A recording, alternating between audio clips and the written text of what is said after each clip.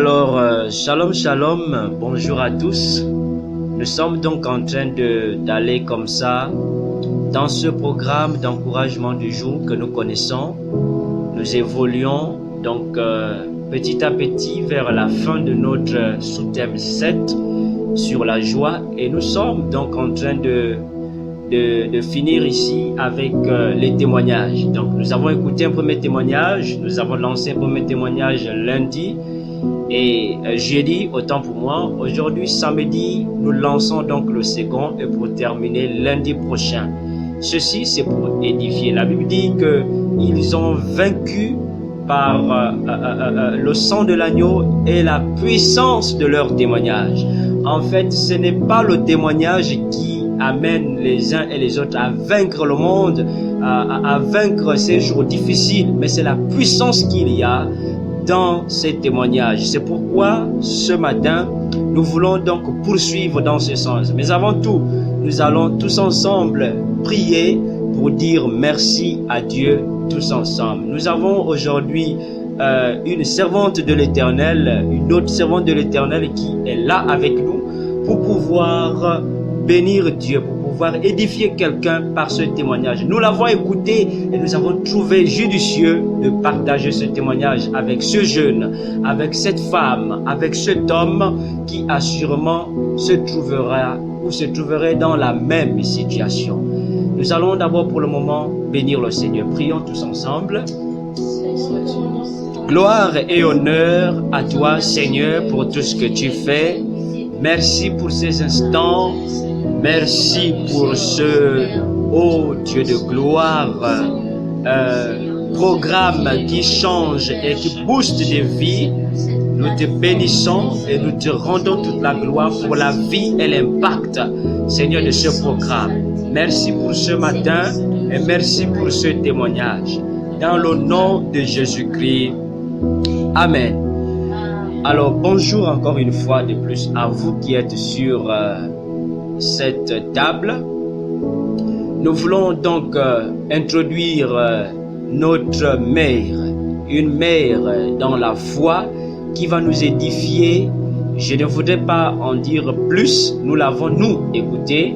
Nous voulons plutôt laisser passer ici sur cette table à l'écoute Madame Annie Flore, épouse Leyembe, qui a ce merveilleux témoignage pour nous qui sommes de la maison de Dieu et bien évidemment bien d'autres qui sont encore autour de nous.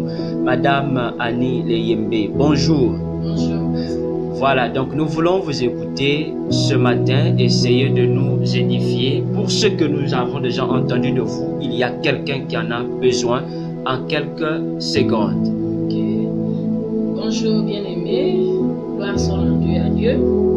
J'étais étudiante en sage-femme à la faculté de médecine et sciences de la santé en 2002. Oui. J'ai terminé mes études. Et puis en 2003, j'ai été affectée en province, donc dans la Mounier. Et de 2003 jusqu'à 2005, j'étais au pré-salaire en même temps que tout le monde, en même temps que toutes mes promotionnelles, parce qu'en sage-femme, il n'y a que des femmes. Oui. Et puis après 2005, les autres ont commencé à percevoir leur salaire, sauf moi. Et puis bon, je me suis rapprochée de la direction donc des ressources humaines. Là-bas, ils m'ont dit que mon dossier avait disparu. Voilà, donc j'ai été emmenée à reconstituer un autre dossier. Et puis c'est ce que j'ai fait, j'ai constitué le dossier. Et celui-là, après que je sois revenue de la province pour venir vérifier, on me dit que celui-là avait même disparu encore. Donc je suis allée de dossier en dossier, premier dossier, deuxième dossier, troisième dossier, quatrième dossier qui ne faisait que disparaître au niveau des ressources humaines du ministère de la Santé. Donc toutes ces années, vraiment, c'est vrai que charnellement c'était dur, mais le Seigneur était là pour me fortifier. Vraiment, de moi-même, c'était pas facile de voir que mes promotionnels avaient déjà leur salaire. Amen. Il y en a qui avaient déjà même leur rappel. Oui, il y en a qui avaient même déjà les rappels. Vous voyez que ça fait mal quand vous êtes sortis ensemble, quelqu'un a le rappel, quelqu'un a, les autres ont déjà leur salaire avec toutes les augmentations possibles. Et moi, je n'étais qu'à 130 000 de pré-salaire. Et toutes ces années, c'était pas facile. Mais je bénis le Seigneur parce que vraiment, j'ai vu sa main dans ma vie parce que j'avais cette paix. Bizarrement, vraiment, j'avais cette paix de Dieu. J'avais cette joie. Pourquoi? Parce que j'allais toujours au travail en même temps que tout le monde. Je partais travailler. Et même certaines de mes collègues me disaient, mais pourquoi tu viens au travail alors que tu n'as pas de salaire? C'était moi, je devais rester à la maison. Je dis, je ne peux pas rester à la maison à cause de mon témoignage. Je ne peux pas rester à la maison à cause du Seigneur. Voilà, il faut bien que je travaille. Voilà, et j'ai continué comme ça. Et puis, en 2012, vous voyez, depuis toutes ces années, 2012, après que le quatrième dossier est disparu, et on m'a demandé de refaire encore un autre dossier. Je vous assure que j'ai encore refait un autre dossier. Voilà. Et puis, j'ai dit au Seigneur, Seigneur, c'est le dernier dossier que je fais. Amen. Vraiment, je te mets à l'épreuve, c'est le dernier dossier. Et je suis allée vers mon pasteur à l'époque, qui a prié, il a oint l'huile d'onction, le dossier en question, je suis allée le poser. Et puis, j'ai continué à persévérer. Et puis, un neveu m'a dit comme ça, mais toutes ces années, depuis 2003 jusqu'en 2015, il faut quand même que tu te lèves pour ton dossier. Va un peu regarder la fonction aux ressources humaines du ministère de la Santé. C'est ce que j'ai fait par hasard comme ça. Moi, je me suis dit, bon, je vais quand même regarder. Et quand j'arrive aux ressources humaines, je donne mon identité. Et la dame que j'avais trouvée là fouille. Elle me sort un papier. C'est le papier que j'attendais depuis 12 ans. La fameuse attestation de recrutement était là sous mes yeux, je vous assure. Sous mes yeux après 12 années. Voilà. Et puis, je suis rentrée à la maison avec mon époux et puis j'ai fait la procédure et le salaire est rentré à la normale comme tout le monde. Vraiment, je bénis Dieu qui m'a donné cette force-là de persévérer. Humainement, ce n'était pas possible parce que j'avais envie d'abandonner quoi. Je me suis dit bon, les études au bus là-bas, dans l'eau et puis je vais abandonner. Mais le Seigneur était là pour me pousser, pour m'encourager. Vraiment, j'étais encouragée dans la joie.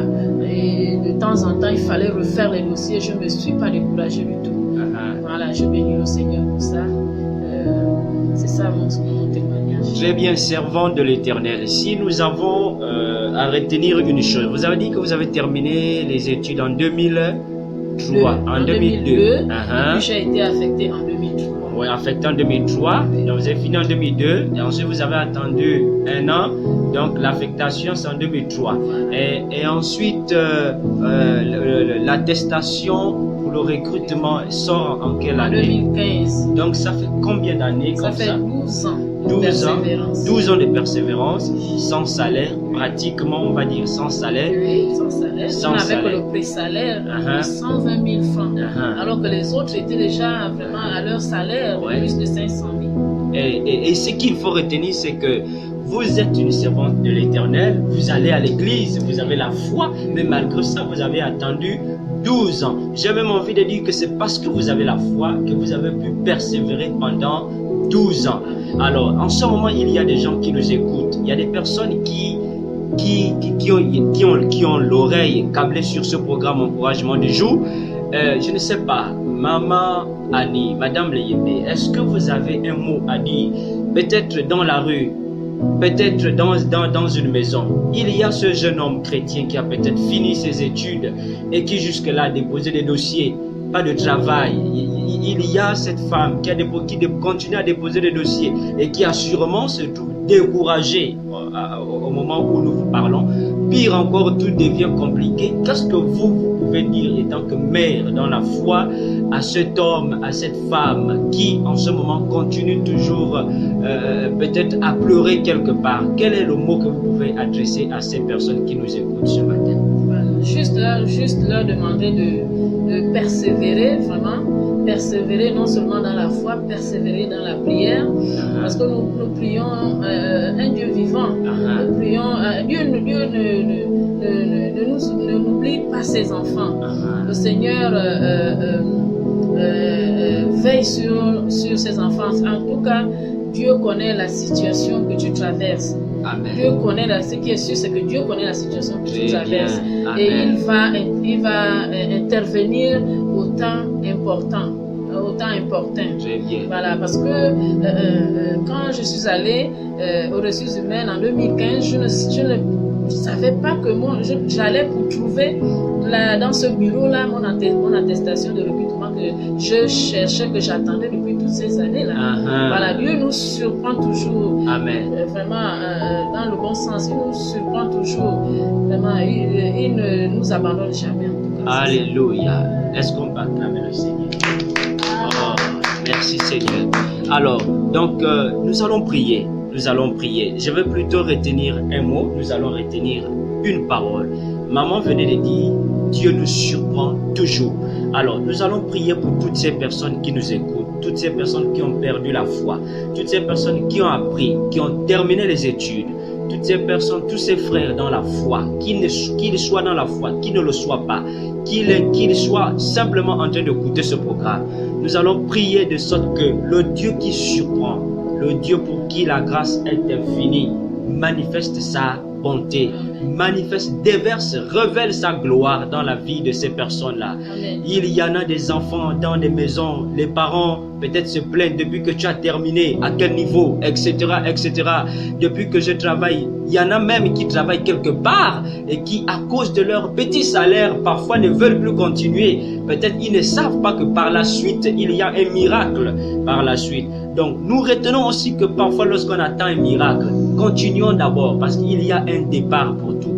Donc, nous allons prier pour toutes ces personnes. Prions, élevons nos voix pour que le Seigneur puisse étendre sa main, que la gloire de Dieu s'éclate dans la vie de toutes ces personnes.